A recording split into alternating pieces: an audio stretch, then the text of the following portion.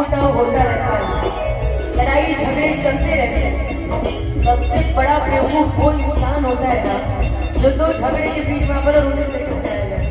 लेकिन बाबू जो मेरा है वो आजीवन मेरा है, मुझे पूर्वासाखी करने की जरूरत नहीं है।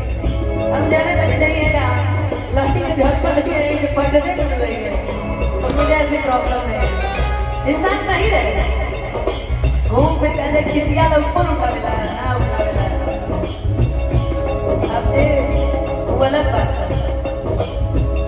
महिला के प्यारे सभी रंग दिहारे